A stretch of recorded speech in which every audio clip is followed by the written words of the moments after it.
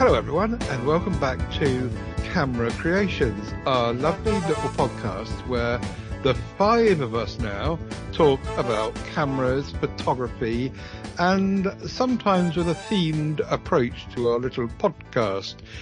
It's show number 5 today, and it's the tail end of August in 2025, and the theme of today's show, which will be led by our very own Ian, you know, I forget people's names so easily. Bundey. That's me. We have so many Ians here. Yeah, I forgot you. Someone had written it in the notes, eh? We've got lots of Chris's. We've got Chris Kelly, who's now joined us, which is great. So welcome back, Chris. You were on one show, weren't you? I was briefly, yes, and then Thursdays became problematic for me. So I have to say thank you to everyone for shifting your schedule to a Wednesday so that I can join in. Thank you, Alan. No worries. It'll be great to have you. And also someone in my neck of the woods that can talk about the early days of photography and not the late days where everyone else takes the lead, which Ian is going to do, as I was saying just now, this time with the theme of post-processing. Last week, he threw out a challenge to us all, and he'll come to that a bit later in the show. Just to remind you that Camera Creations can be found now on its own website, which is at tedsalmon.com/camera creations. And we also have the podcast in its own right, not now hanging off of whatever works. So you can find that in your podcatcher by searching for Camera Creations or Ted Salmon, and you'll find that in there, and we'll go from there. The Camera Creations shared album is in Google Photos, and we make that available in the recording notes and on the website so that people can have a look if they're listening and see what we're talking about while they're actually listening along, so they can get to our samples and what we're talking about. So Chris Kelly is one here. Ian Bundey. We've got Chris Clayton again. Hello, Chris. Hello. Good evening. Hello. Welcome. Nice to see you in the country. And Joe Hickey. Joe of PSC Now fame. Hello, Joe. Hello there. Yeah, I'm looking forward to Monday. Yes, indeed. Next Monday, the 1st of September, the first new look PSC. So do tune in for that one as well via the aforementioned podcatcher. And hopefully we can talk with you for an hour or so and stimulate some interest in photography and cameras away from bloody phones. But let's not go there. Chris, I'm going to hand over to you for a brief catch-up, very brief catch-up after the last show, the last fortnight, what you've been up to. Yeah, I'll try and make it quick, but this pod, was trying to get us out there and getting us enthusiastic about taking photos. And in that vein, first weekend after the last pod, I got up early morning and headed out to Worthing Beach and got a nice, run-of-the-mill, for me, long exposure of the Worthing Pier. Minimal fine art edit. That's in the Google Photos group. That's the black and white one, yeah. Black and white one, horizon removal in Photoshop and the minimal kind of edit. I think Chris kindly said that he liked that image. It had a nice leading line from the groin to the pier. Looks like it's misty. It wasn't misty. It's all fake, Ted. sorry to shatter the illusion. Also another image I got the weekend after, another early one, 5 a.m. down at Brighton Pavilion. Tripod. Oh yeah. Tripod in the lake. Not a lake, it's a 6-foot pond, but we can make it look like a lake. 16mm. Blue hour shot, quite like that. Not much editing really. The Taj Mahal. The Taj Mahal of England, indeed. Yes. Yeah. Very nice. Lovely colours. They're really rich colours, aren't they? It's beautiful. An image I've been looking to get for a while because it's nice when it's lit up, the pavilion, but you have to be out quite early, obviously, to see it. And I only got accosted by one homeless person at 5 a.m. So it was good going. And lastly, a bit of drone action. A couple of drone images that I've put in the group there. First one's like a 16:9 shot of Brighton Hove seafront. I guess 15 years ago that would have been an amazing photo. You need a helicopter. I think these days pretty boring for a drone. The second one, more interesting, I think, kind of like a straight top-down view with the beach and the sea and a groin cutting the picture in half and a few people milling about on the beach. I like the contrast with the warm tones of the beach and the cool tones of the sea. I love these top downs. Happy with that image. Yeah, I'm really happy with that. Picture. Yeah, it's come out really well. I'm really happy with the lighting. And I was asking in the group about the noise and how high up your drone has to be for those people in the shop there not to hear what's going on. And you did have an answer, didn't you? Yeah, so it is a bit noisy, but when it's busy like that by the sea, you probably get away with sort of 50 to 60 meters before it's obvious that there's a drone above you. I think this was about 100 meters. So none of the people there realise that there was a drone. I do get a little bit anxious flying it because once it's up, people can't see it. But the taking off and the landing, it can be a little bit of a show, a bit of a spectacle. I think Ian mentioned the same last week. You get a few looks, but it's worth it. You get some nice images at the end. Yeah, very nice indeed. A pretty productive couple of weeks, I reckon. Great stuff. Ian, what about you? The walk of shame after Chris, I think. I've been struggling to get out. But one thing on there, Chris, I've got one of those Samsung frame TVs, and your overhead shot there's a very similar one built into the frame TV as well. So, it reminded me of what was on the frame TV. So I think that's a really epic shot. Oh, lovely. Appreciate that. Yeah. If Samsung want to borrow the image, they're more than welcome to. Exactly, yeah. Open to licensing to everyone that goes out there. Struggling to get out a little bit. A lot of things getting in the way, and ultimately lacking enthusiasm. I did have everything packed up this morning for a 4 a.m. start to try and copy Chris's lead, and failed miserably. So still need to get out and really practice. I feel like I've been off the tools for quite a while. I have some stuff planned in September. Planning a trip to Orford Ness, which is on the Suffolk coast. A day of black and white photography with a guy called Justin Mims. Hopefully I'll be in Silverstone for the European Le Mans Series the weekend after. And towards the end of the month, I'm going to Baku in Azerbaijan to cover the Formula One. So I'll have my hands full. Ultimately, I'd like to be able to get back in practice way before then. I find that it takes me a little bit of time to warm up, taking photos. One of the biggest barriers I found is taking out a big camera with me. The Z8 Nikon is quite big. So I think I mentioned on the last show that was looking for something a little bit smaller. I've gone through things like the Fuji. Someone did recommend an original Nikon Z6. They're pretty nicely priced. They're full frame. I think you can pick one up from MPB or WEX secondhand for about £500-600. So I was looking at potentially one of those, and the benefit is I could get a kit lens for street photography, but also I could use my other lenses on it. So that would be a big plus. So I might try and see if I can try one of those out for size, see how much smaller it is than my Z8. Okay. And the last thing there was Panasonic. A lot of talk about the S9, very small, full frame. The only downside on that is there's no viewfinder, but there's quite a lot of really good deals on it at the moment. So I've been looking at that and following YouTube videos. Okay. And you can on eBay. And then you put in to go down the rabbit warren of eBay of compact cameras, and a couple of things came up. The first one was I think Chris mentioned in the show notes, the Sony Cybershot. They did this QX series. They did a 10 and 100, and they were basically just a lens that clipped onto your phone and used the phone as a viewfinder. But you had the Zeiss optics. They had a cheapy 10, which was just a JPEG, but they had this QX 100, which was that you could shoot raw, and it had its own button on it, so you could actually use it without the phone.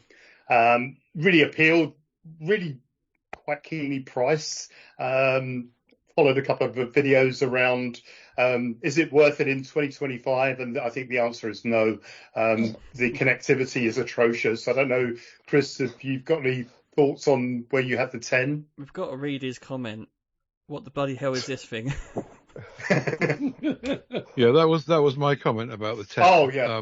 Yeah. So back in the day, I had the 100 and the 10 in, and frankly, they were a bit of a dead loss. My question now, though, on Camera Creations podcast is, could you presumably, if you've got a phone that will do Bluetooth, a camera that will do Bluetooth, you could easily use it if you wanted to. If you had a compact camera with a fixed lens and you wanted a zoom, you might have to hand hold it, which is not what they're designed for, but it should work, shouldn't it, Ian?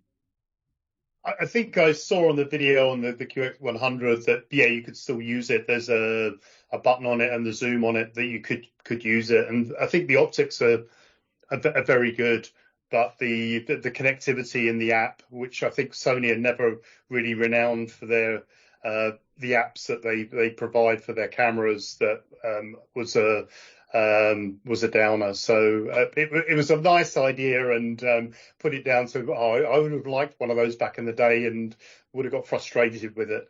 And then that just leads in, while we're talking about frustrations and missed opportunities, if anyone remembers the Samsung Galaxy, not phone, but camera, they brought this out, I think, about 2012 or so, and it looked really great. It had a full screen on the back. It ran Android, which obviously was a stumbling block at the time. They're still around. You could pick them up quite cheaply for about 50, 60 pounds. The only downside is they only shoot JPEG. I think the battery lasts for about 10 minutes. So it's probably not the best in 2025. So I'll probably go back to my original thoughts on the Z6 and buying a second one of those, one of those. So. Or the S9, yeah. Would be interesting if they did a 2025 version of both of these, what it would be like, though. Well, the Galaxy camera, especially, I think is, that was on the way to solving the issue we have even now with terrible UIs, terrible apps and no connectivity, and we still haven't solved any of those issues. So I'm sad that Samsung left the camera market, really, because I think they would have done something about it. Great shame. Right, the last fortnight, I'm on a ditto quest, same as last time, really. Still thinking about hardware, maybe closing in on the Ricoh. Now, Chris Kelly and I have got a theme on the next show where we're going to be talking about the camera in your pocket, and we were talking about this in the group. So I'll skip over myself for catch up for the last fortnight largely, and we'll go straight to Joe and see what he's been doing. And any thoughts, Joe? I haven't been doing much, if I'm honest. I went to Battle on holiday last week. I did take my camera out to Eastbourne and again to Drusilla's Park, which was nice, actually getting out and taking pictures. I haven't actually checked if any of them are any good, though, so I suspect there probably isn't any good ones, but I'll have a good look at some point. But I'm also going to bring my camera out tomorrow. I'm going to the V5 launch for Honor. But I'm making a whole day of it, so I'm going to meet a friend. And I've got a new 50mm prime lens, f1.8. I'm going to bring with me as well. So, yeah, let's see what I get. Very good. I was quite shocked at the cost of that, but apparently I'm so out of touch, probably with Chris Kelly here, that I didn't realise. Back in the day, Chris, we used to be able to get a 50mm f1.8 Nikon's prime lens for about 30 quid. And the camera, the market was flooded with them. You must remember that. And now Joe tells me that the same thing is like about 200, 300 quid. Yeah, it was 30 quid, but we earned 20 quid a week, so... That's true, I suppose. I never thought of that. But there was an awful lot of them around, and easy to get. Anyway, Chris, Clayton is next. I'll get these surnames right soon. Lead us into the news section of the show called Rumours, and then straight into news, please. Yeah, we've got rumours, news and releases, I think, is probably the best way to get through them. Rumours, just a couple. Viltrox rumoured 2026 release on a 35-50 1.4 full-frame lens. I did put a little note in there. 35 to 50 seems like a very narrow zoom range to me. I don't know about what you guys think. What would the use case be? Just street? I don't know what else you could do with that, really. Short, I guess so. short portrait. Yeah, Street to short portrait. Maybe it's too wide for portrait, I would have thought. But 35 to 50 just seems a bit narrow to the point where you could just crop in a little bit on the 35 and you're at 50, aren't you?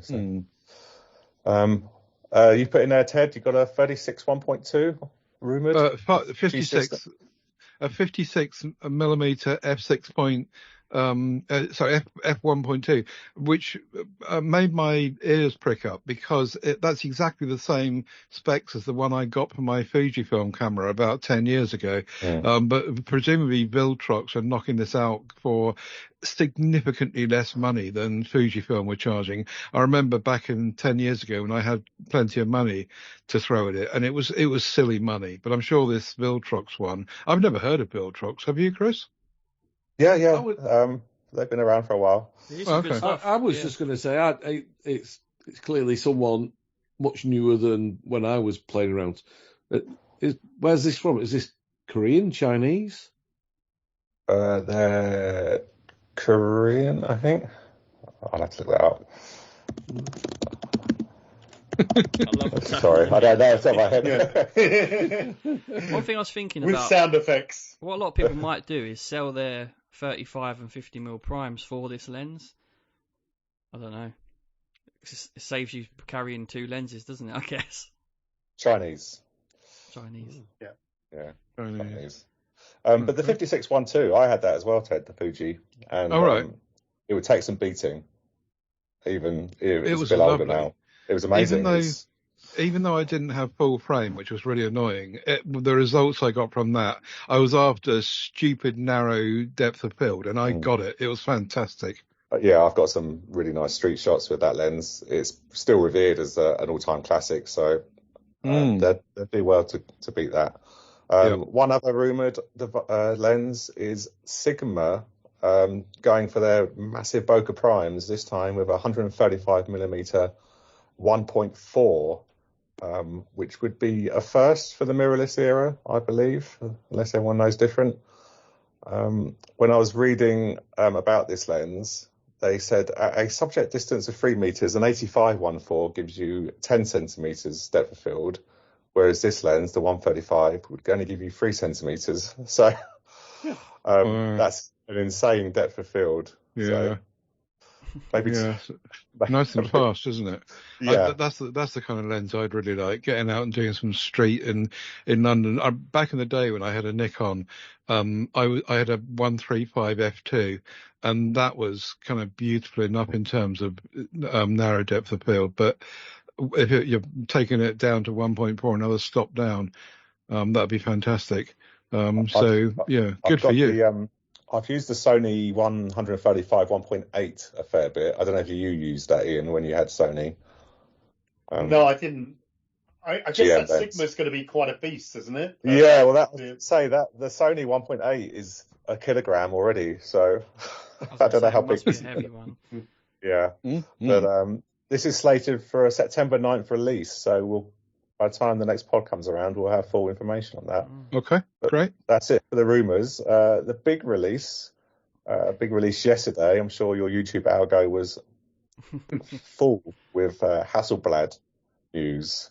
So Hasselblad have released a successor to the X2D. This is the X2D2.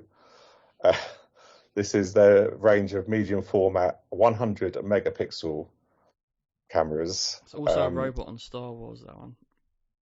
Yeah, X2D2. That works. This flooded the YouTube feed yesterday, and I don't know. I really want this. I really want this camera.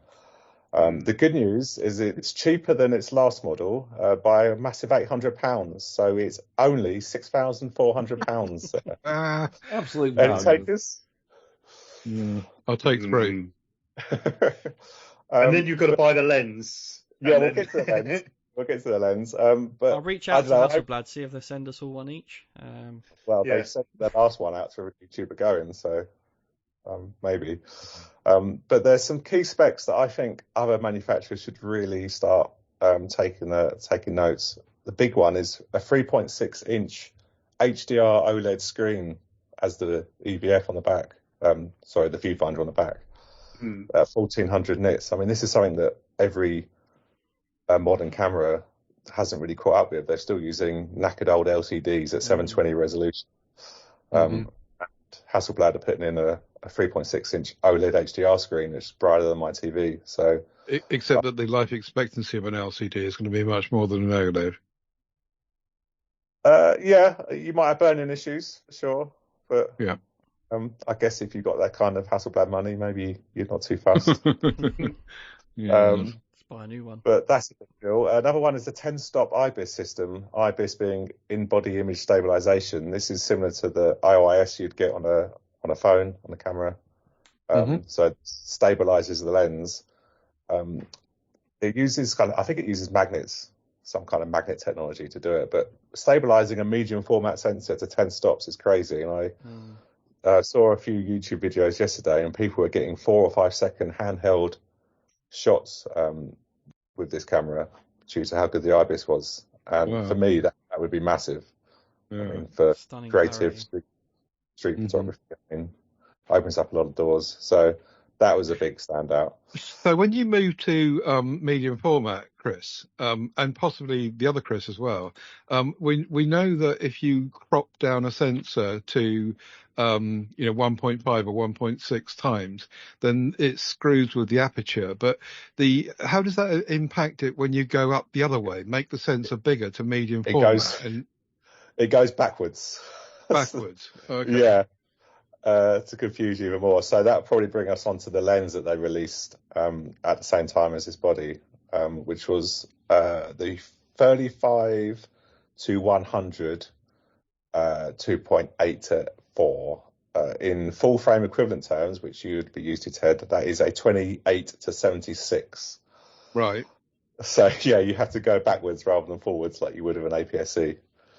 Okay, and what about the aperture? Well, in terms of light gathering, it's meant to be the same, but in depth of field, you would be... So a 2.8, I think, is a f2 on full frame. You'd have a shallower depth of field, wouldn't you? Yeah, so I think it was f2 to f2.8 equivalent.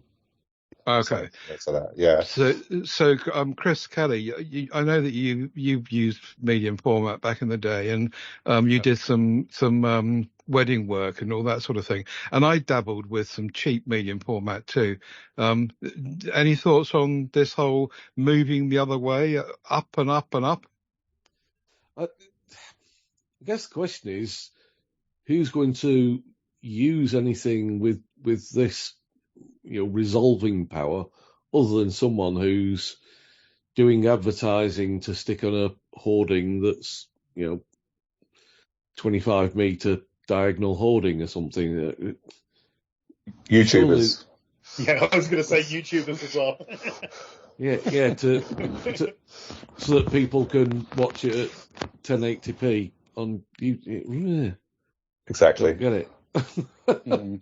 Yeah, so the buying cost, I meant to say that lens, so it's basically an equivalent of a 24 to 70 for medium format. It's £4,099. So 10 grand all in. Yeah, so 10.5 grand all in. The combined weight of the body and the lens is 1.65 kilograms. So it's not without compromise. So just to go back to the days of film, analog medium format, the reason you went to medium format or larger formats was because of the resolving power of the film grain.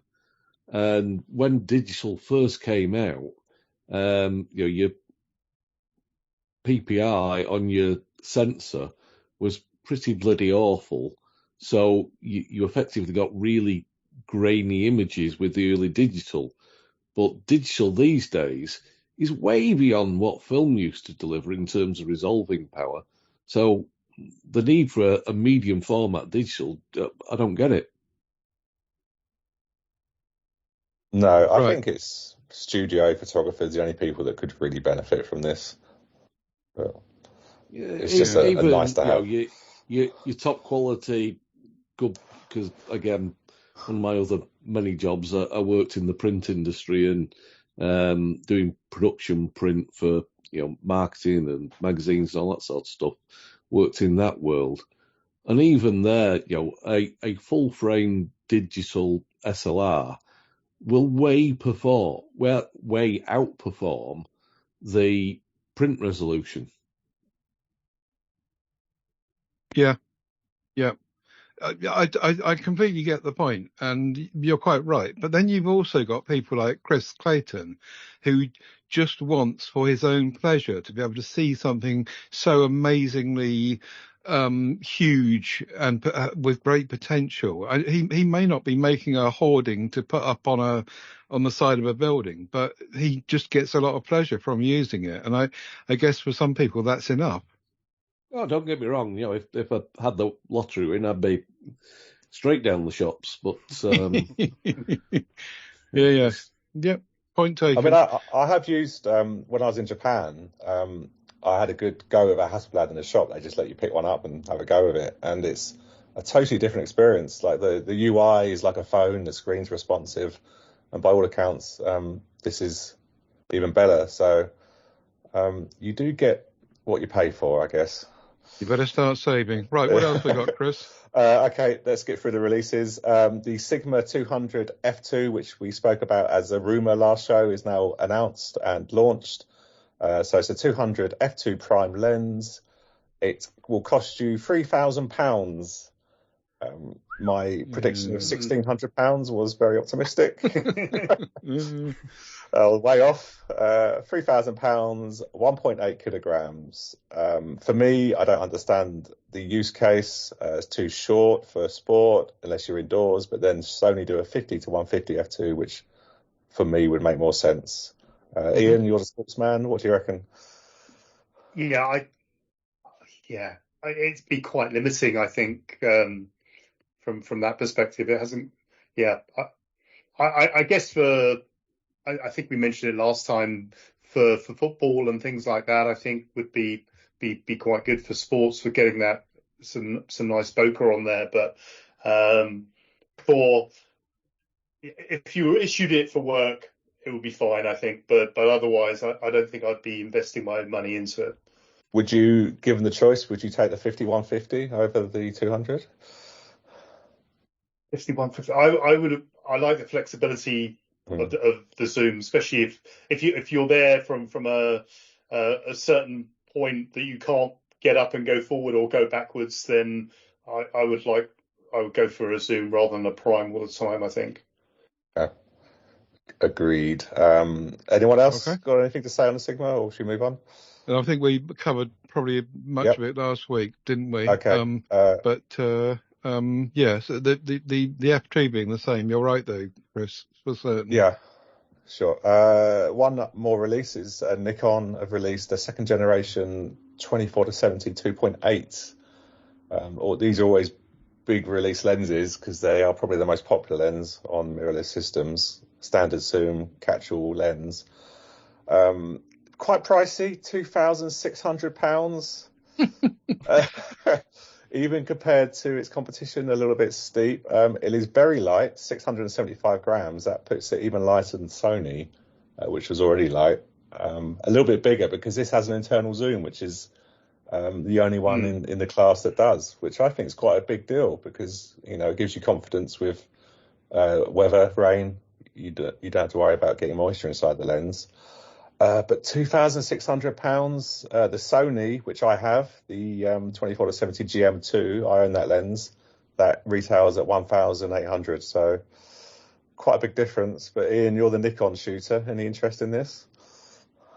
Not because I've got Gen 1, but I think pricing wise, I think that's similar sort of price to the Gen 1. I got mine on an import, so it was slightly cheaper than that, but I think it's about the same sort of price. But apart from the internal zoom, I'm not sure if there's any major difference. But as I say, it is your go-to lens that's on your camera 95% of the time, I would say. So yeah, it'd be interesting if there are any comparisons between Gen 1 and Gen 2, because as I say, it is the workhorse lens that's on the camera all the time, really. So, but again, it looks quite bulky. It'd be interesting to see some comparisons.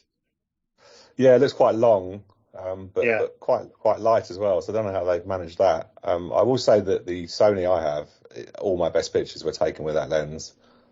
So I think it's worth spending the money on these sort of Halo 24-70 lenses if you can, because they are amazing and they do cover a lot of use cases. So worth a look. 100%. If I wasn't there already, that would be on the it would be there. Yeah. But having one of the original ones and the step up, I think there's other things on the shopping list that would come to before that. But It always is.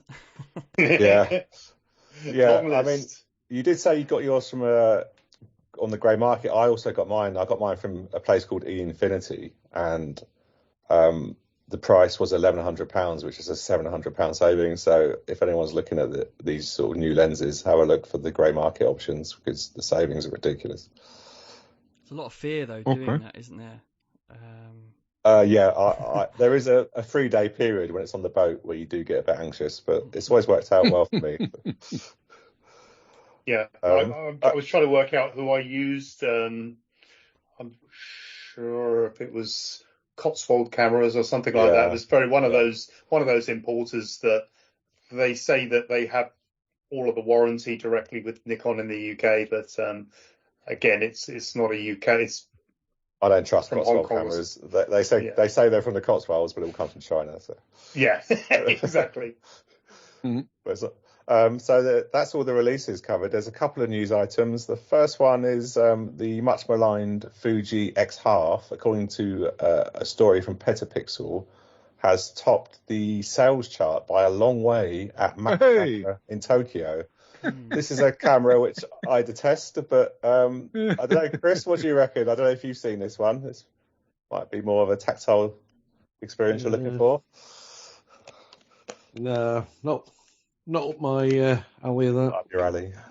72 shots per roll.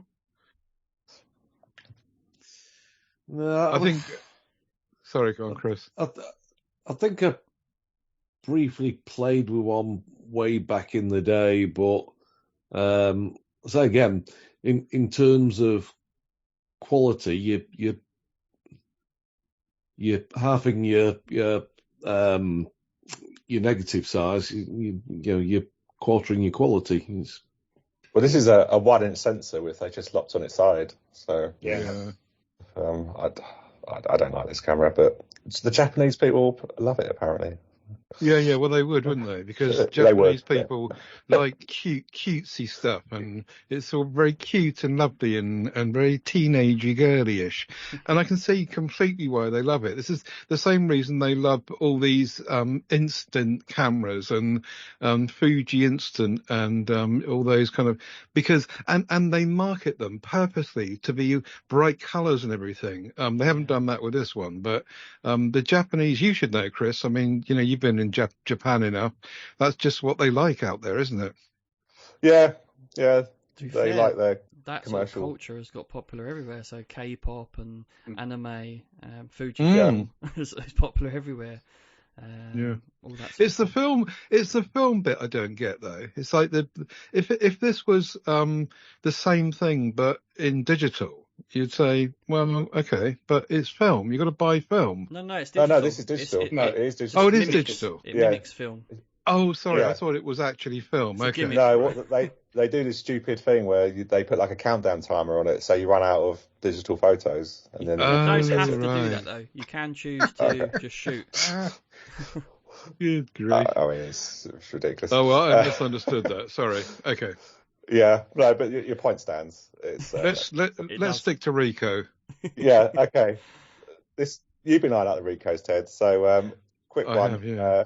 The GR4 is now open for pre-order at a price of $11.99, which compelled me to do a little bit of research into the pricing of previous Ricos. And nothing exemplifies how crazy that the market has become with cameras than the trajectory of Ricoh pricing. So we'll go back to GR2, launch price in 2015, £600. If you buy that camera now, 10 years later, it's £700 to £800. Crazy. The GR3 launched in 2019 for £749, and it's still available new now, 6 years later, at £950. And the GR4 is a further 250 quid on top of that at 1,200 quid coming out next month. Mm-hmm. So absolutely bonkers. Yeah. It is nice though, and I think the Chris Kelly and I next week will launch into I put a table in the recording notes there, but perhaps we'll cover that on the next show when we're talking about cameras in pockets and getting as small as we possibly can. Is that all right, Chris?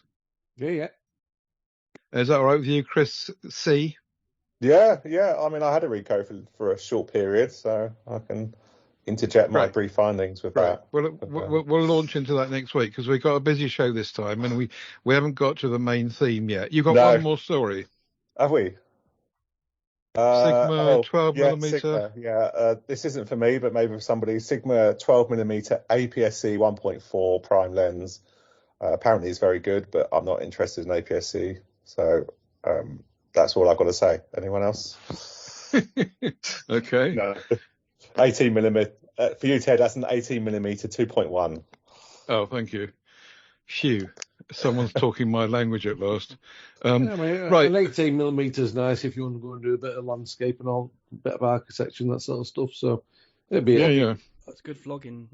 Vlogging, yeah. Yeah, that's probably what it's aimed at. Oh, you bloody kids with your vlogging. and your wonky screens.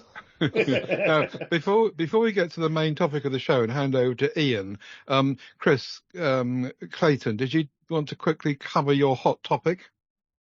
Yeah, I should have mentioned this when I was taking my last 2 weeks in review. I was eyeing up a 9mm 5.6 manual focus lens from Seven Artisans. I've felt like this would push me to sort of take a few more risks. I'll be forced into taking different kinds of photos. 9mm is incredibly wide. For context, your iPhone ultra wide is 13mm. So this is a fair bit wider and 130 degree field of view. I've actually picked this lens up now. It arrived today. I had a quick go on the camera. I'm hoping to go to London next week, get some architectural stuff. So watch this space. I'm intrigued by that word rectilinear in there. Rectilinear. So this means not fisheye. All the lines will be straight. Apparently 9mm as wide as you can go while maintaining a rectilinear effect. I don't know. So no barrel distortion in there. Yeah, no distortion, which held true. I mean, I just took some photos in my room, and if you get everything straight, and you're in the middle of the room, then the edges are still straight. So quite impressive. Yeah, it cost £360 from Seven Artisans. It's a fully manual lens, so that will be a bit of a challenge for me because I like to just let the computer do most of the work. But we shall see. They do one for the Nikon as well, for the Z mount, same sort of price. So. Yeah, L mount. They do L mount as well? Yeah. Ooh, I would be interested in that. Yeah, 9mm. One for my list. Yes. It's going to open up a lot of options. Looks like it's got a manual aperture ring as well. Totally manual focus. Yeah. Manual aperture. Very nice. A friend of mine was very sold on the Seven Artisan glass, and he used to always say that it's really, really good value, and don't sneer at it, get it. It is cheap. I mean, ultra wides in first party. I mean, Sony do a 12 to 24, which is £3,000. So yeah, goes to show. Okay, there you go then. The Seven Artisans 9mm f5.6. We'll hear from from Chris when he starts using it. Let's leap straight into the theme of the show though, which is post-processing and the challenge that Ian, you threw out to many people, including a couple of people in the group that have also given us our feedback, Rohan Moligoda and Ahmed Bibar. So hopefully we'll take in some of their stuff as well. When want to look at the stuff we're talking about, don't forget that you can get to that in the link to the Camera Creations shared album on Google Photos. And while you're listening, you can look along with us and see what we're talking about. So, Ian, over to you. Yeah, thanks, Ted. I think we put this in there from probably the first show where I think myself and Chris were talking about the process, and taking the picture was only the first element. It's where you would add your artistic flair is how you would process it. And for me, it's where you could have fun with an image and create something out of an image, as long as it's in focus and it's sharp enough and you've got enough megapixels. For me, you could crop in and have a play around with it. So I shared an image that I took in Melbourne this year.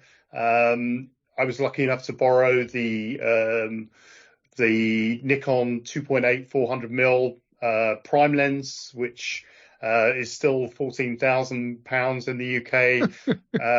It's more of a lens than my ability, but it's amazing. I managed to borrow it again in Imola as well. Nikon and all the manufacturers normally have a stand there for the photographers in the media center, where they hire out lenses and bodies and bits and pieces. So I was lucky enough to borrow it, and this was race day.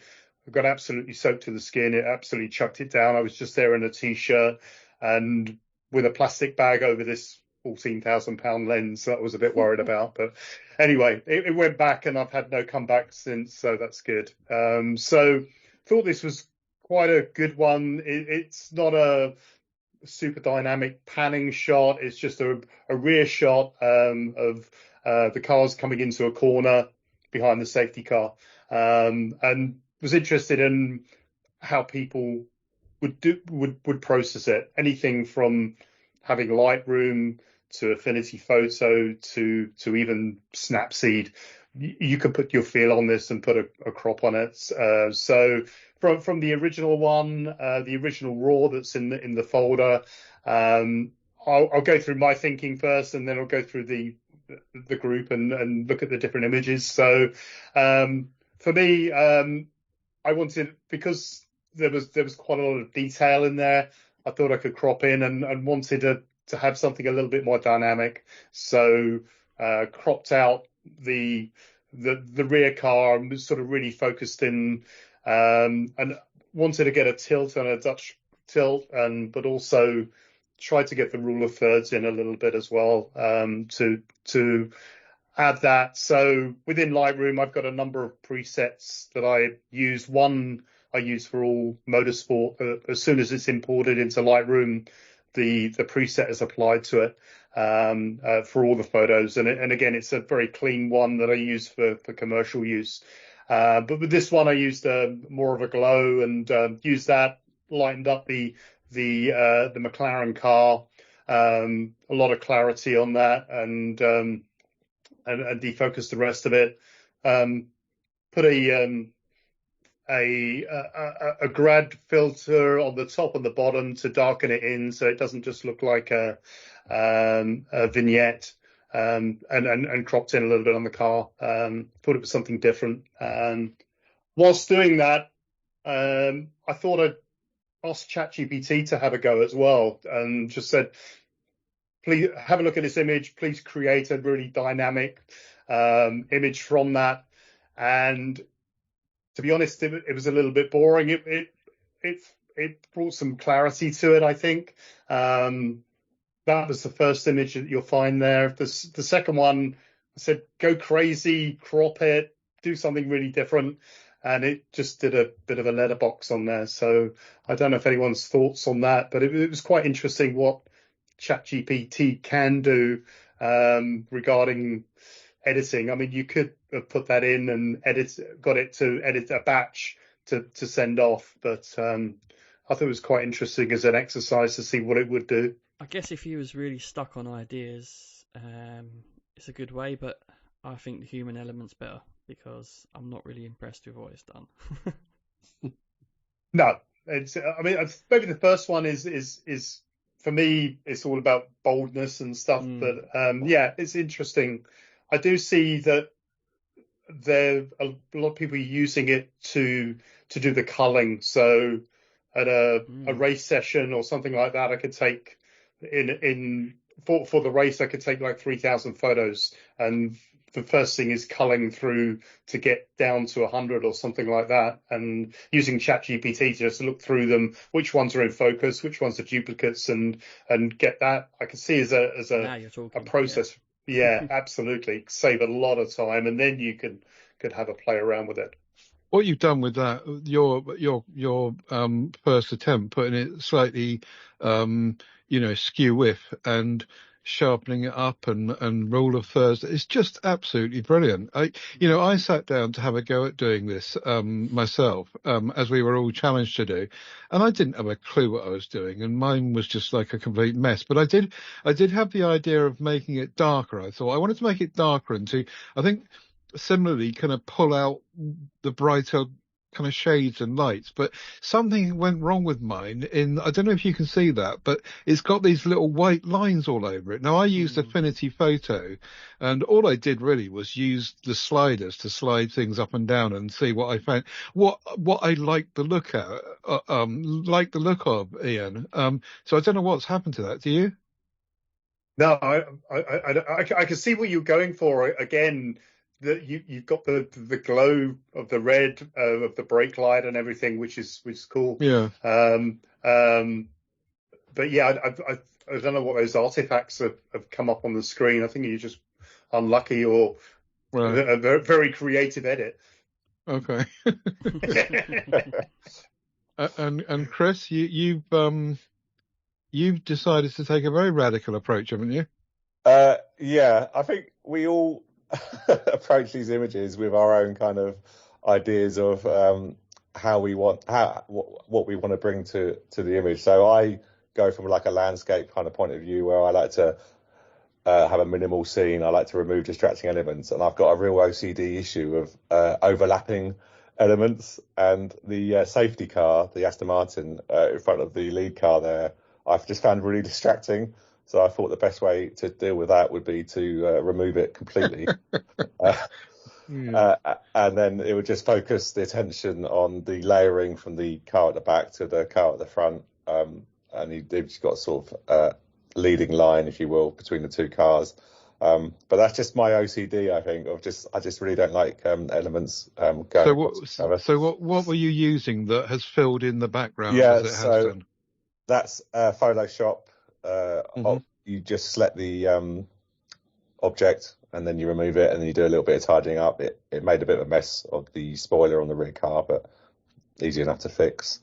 I gave it a 16:9 crop, and I thought it's looking a bit cinematic, so I thought I'd add a bit more of a rain effect in there. So you can see below the lead car, I've added a bit of a reflection underneath, and also to the car in the back, the out of focus car.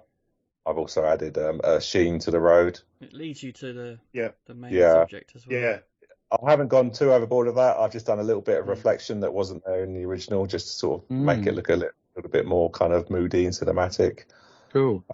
And I gave it a cool color balance, and I desaturated the blues and just kind of left the coloring on the lead car and a bit of vignette, and that was it really. I just wanted to sort of minimize the scene, make it kind of a cinematic effect, cinematic color grade, and I'm always going for minimalism. That's my problem. So that's what I've done there. Just sort of removed elements and just kind of focused on the subject. Ian, Joe, you had a go as well? Yeah, I had a go. I actually did it on a mobile device, so I'm actually quite pleased with how it's come out. Now I'm looking at it on a bigger device. So I did it on a Lightroom mobile. I cropped it to 16:9 for that cinematic sort of feel.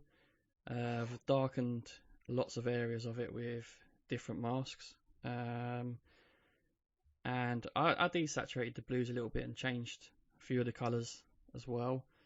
And I've added screen on time just for a shameless plug of my channel. Of course. Uh, And I don't know if you can tell, I've actually added a little like fog effect in the foreground. yeah. It was hard to sort of do on a mobile device because I couldn't tell if I was doing too much or not. So it's quite subtle, but yeah, I think it adds to the image a little bit. Anyone's thoughts? Very good. I think think it's good, and I like the sort of the color grade on it, and just maybe a thought just pops into my head that I have bought in the past a load of presets from people, and I have them in my Lightroom and I have them on mobile as well. Sometimes when you're stuck of where do you start, I normally go through those. I've got my preset that I normally use for motorsport, but then I've got maybe 20 other presets that I've got. There's a guy on Instagram called Optical Wander, a guy called Sam. He's got some very nice presets that I bought. I think they're about a tenner or something like that. And just there as a starting point that give you a completely different starting point and look and feel to get you started. So do you ever feel like you don't know where to start or have a go at? It's quite useful to have some presets that you can have a play around with. I think some are built into Lightroom anyway. Yeah, definitely. Yeah, And I think good. on the Lightroom one, even on the mobile one, I if I'm taking with a phone or doing an edit, I'll always play around with the recommended profiles and stuff like that it suggests to you. It always brings up something slightly different. Yeah. The cloud generated ones are a lot of fun. I like to use those as well. Let's explain why I'm using mobile quickly.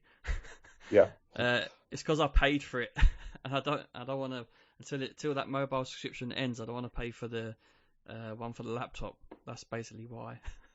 So the plan is cheap as it used to be. Yeah. Chris Kelly, I think you were coming on the show too late to take part in this, but you did tell me off air that you went on a course to try to learn about post-processing and stuff like that. Any thoughts on any of this?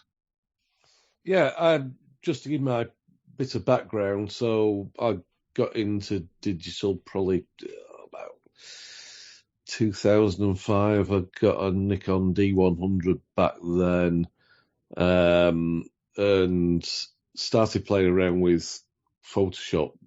Went to college to learn to use the thing, and I actually got an invite by Adobe to the launch of Lightroom 2017, I think, when that came out, and it was a very, very simple tool back then. Photoshop was one where you did all the serious editing. Lightroom was just a bit the way that Ted, you said you just played with a few sliders. That was about all that was available back then. Right. But looking at this stuff, this is great. I mean, I love the angle, as you say, it adds real dynamism. And actually, you said about cropping out the car at the rear, but there's just enough of that rear car that again adds with it being out of focus, it gives a dynamic edge to that. Chris, what you did in taking out the safety car was, sort of, I would never have dreamt of doing that in a month of Sundays, but it's completely transformed the image. So with the safety car there, anyone who knows anything about the sport knows that is low speed, relatively for the F1 cars. But in yours, that could be taken from the race, and I love the reflections that you've created off the track. Fantastic stuff. Where's Joe's? Just scrolling down. Lost you. Yeah, there we go. Oh, that one down there. Yeah. And again, that masking and the fog that you said you've put in is really atmospheric in yours, Joe. I like that as well. So what you've all done in this, I really like. And I was just looking at the one that Ahmed did, and the colour effect that it's had. It reminds me of me being an old git, the film days of cross-processing films. It's got that colour shift look as if you've cross-processed films, and it gives us that slightly magenta look to the image, which makes me feel really nostalgic. Let me just read out what Ahmed says. I used Snapseed and applied the faded glow filter to add a subtle halo around the middle car, drawing more attention to it. I'm not a fan of cutting off most of the rear car and just leaving its bonnet. And while the viewer will draw a mental picture of the whole car from its shape and form, it just felt a bit off for me, each to their own, of course. I therefore cropped off the rear car's width, leaving just the two tyres left in the frame. Using the rule of thirds grid lines, the tail lights of the first and second car and the rear left tyre of the last car are at the upper right, upper left and lower right vertical lines respectively, forming a visual triangle that anchors the image together, in my humble opinion. Some kind of technical stuff going on there from Ahmed, which needed explaining, really. And the other one, which is done by Rohan Moligoda, he's decided the only one that's gone for mono. And he's cropped in quite tightly to make it square. And he says that I love this crop and how saturated you have made it look gives the image a real feeling of heat. Oh no, someone else is saying that, aren't they? Anyway, he's gone for the square crop and the mono. So two from the community there. Any thoughts from anyone on either of them? I love black and white images. Yeah. Especially when it's nice and sharp like this. It looks great. Yeah, and to back up what Ahmed said, that using the triangle is a classic photo composition trick. He's done it to good effect there. Very good. I love that we've Very left the good. best till last. The one I did with my sister in the go-kart. Yes. There's another shameless plug for your YouTube channel. Oh yeah, nice and big on that one. Very good. Anyone wants to see what we're talking about there? It's in the linked album again. But yeah, back to Ian to round things up. I mean, there's much more depth, and I'm sure that you and Chris Clayton would be able to go much more in depth about how you post process and what it's all about. But I guess that time's a factor here. I was just going to ask Ian, if just a quick one. When if you're publishing for journalistic reasons, how much latitude do you have with the edit, with the colours and things like that? You have to be very careful, and that's why I just have one edit, which will basically just boost the clarity of the car, and you don't want to. I wouldn't post what I've posted here on there. I'd normally per session you want to have the colours exactly the same as the cars, because again they're being used in the media and stuff like that. So no one wants a slightly off colour McLaren or something like that. But do you find it frustrating that you're kind of hamstrung in how much you can do?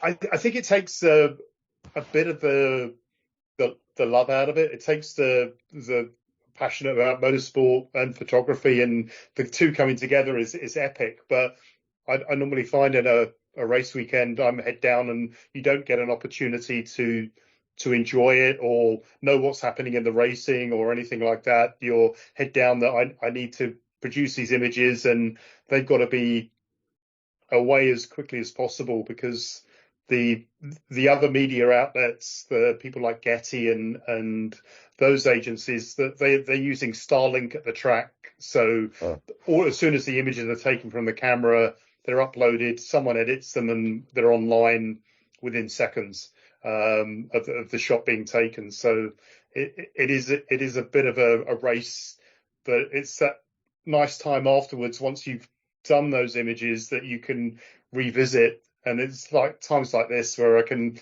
go back to another image and have a play around with it. And it's probably where you have the passion. I don't know if from your perspective that's where you do the enjoyment of playing around with Photoshop and adding your artistic flair onto the image or your viewpoint of how you see the image.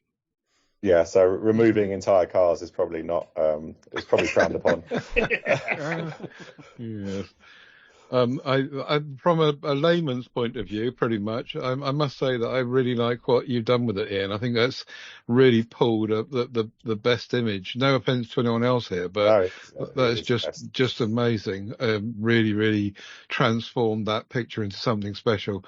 I think we haven't had time to really go very much in depth on post-processing here. What I would like to do next time is perhaps not have so much a challenge and a picture that we all do like we have today, which has been very valuable, but perhaps next time we can do post-processing again, and we'll focus in on some of the tools that the manipulation can make use of on these desktop and mobile platforms. What tools do what, and how do you use this tool for best effect for this and that and the other, and perhaps just to focus in on one picture and have the experts, i.e. Ian and Clayton here, lead us through what those are. But next time, in the next show, we'll be back with, as I said earlier, some thoughts about the camera in your pocket, which where Chris Kelly and I come in, really thinking about what to carry and what you're going to carry and what's too heavy and too big and which led us into the whole Ricoh discussion earlier on today. So look out for that in a fortnight's time, which is when we'll be back for another show. Let us know in the MeWe group what you've been doing. Let's see your photographs too. Links in the show notes for all of that. The website is at tedsalmon.com/camera creations. And as I say, you'll now find the podcast in your podcatchers and elsewhere via Camera Creations, or just search on Ted Salmon and it will find it for you, no doubt at all. Thanks for listening, everyone, and I'm glad that you have found some interest in what we're trying to do here. It looks like it's got some legs for now anyway, and we're enjoying ourselves, I think. So we'll catch you in a fortnight's time, and see you then. Goodbye for now. All right. Bye.